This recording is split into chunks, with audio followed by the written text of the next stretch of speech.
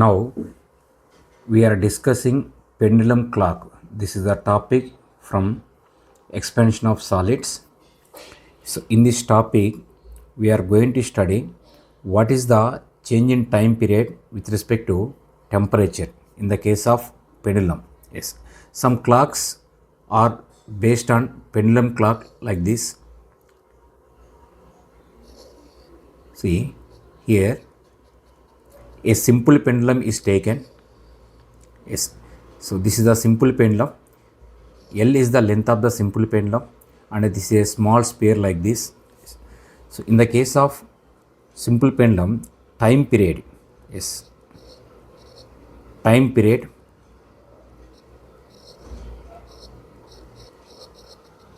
is T equal to 2 pi under root L by G. Okay. When temperature increases, then length of the simple pendulum also will increase. So due to that one, time period will change.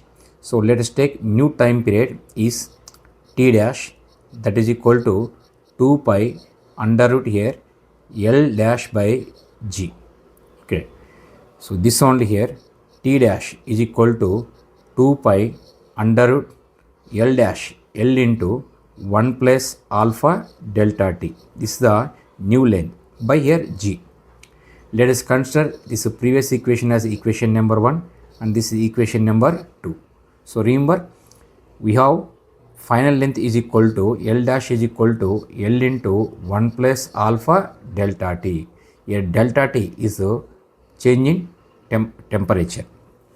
Now let us take equations 1 and 2. Equation 2 by equation 1. Yes. So what we get here, T dash by T equal to under root here. Yes. So here GG gets cancelled. Okay.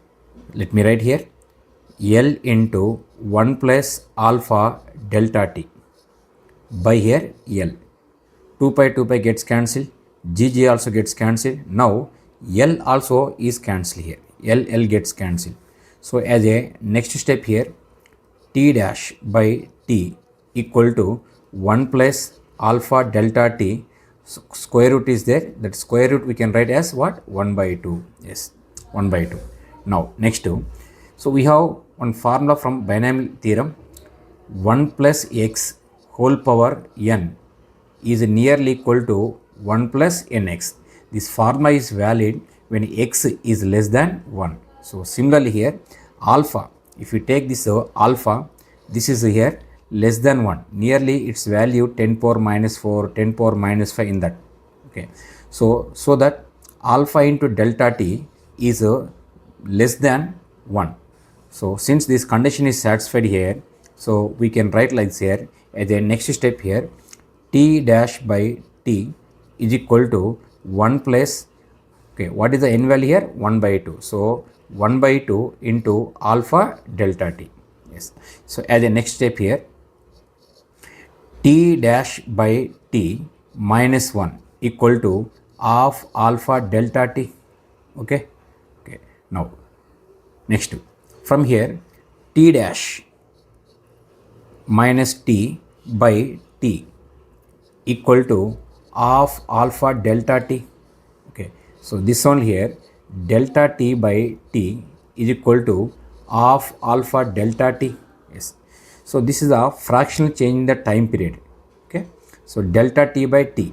So T is the initial time period. Delta T is the change in time period. Alpha is the coefficient of linear expansion. Delta T, this is change in temperature. Okay. So remember clearly here when temperature increase, okay, when temperature increase here, this length also will increase, due to that one time period also will increase, or when temperature decrease, L value will decrease, then time period also will decrease. So here we can say this is here either fractional change, means fractional change means here either increase or decrease. Yes, fractional increase in the time period or fractional decrease in the time period here. So this is a formula here to remember. Next here, see, T means what here? Time period. Okay, so T is the time period, time taken for one oscillation. So if I take n oscillations here, so for n oscillations, time duration is how much here? For n oscillations here, time duration T is equal to n into capital T. Okay, so T means time period for each oscillation. If I take 2 oscillations, how much will get here? 2T. If I take 3 oscillations, 3T. Like that, if I take n oscillations here, what here? NT. Yes, so this is the time duration. Okay, time duration for the given number of oscillations. So it is clearly known here, T is directly proportional to T, capital T. Okay, so this, remember, this is the T means here time. Okay, this is the T means time here. So time duration. So or we can take here T dash or T dash here. So T dash means time period. So that here delta T means change in temperature. So that is different here. So here let me write T dash is a time duration for n oscillations. Okay, for n oscillations here.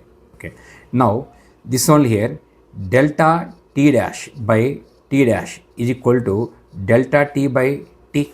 So based on this one here, so from this only here like this, then here delta T dash by T dash is equal to here of alpha delta T. Okay, yes, so this is the fractional change in the time duration. Okay, if required, we can write here delta T dash is equal to of alpha into delta T into T dash. Here T dash is the time duration, delta T is what? Changing temperature. But here in this case, this is the formula to remember for numericals here. Okay, so like this we can find here. Next to one more point here, when temperature increase, what will happen? Time period what? Increase. When time period increase, there is a loss in time period or loss in time duration. Yes, so let me write here. So in a simple way, okay, in summer means when temperature is more, so there is a more time, there is a more value for time period. Due to that one, there is a loss. Yes, we can say there is a loss in the time period or loss in the time duration. So loss in time we can say. Next, in winter, yes, there is a gain in time. So gain in time.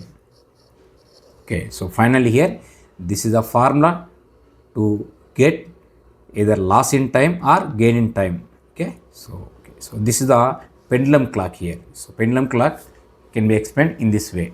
So thank you.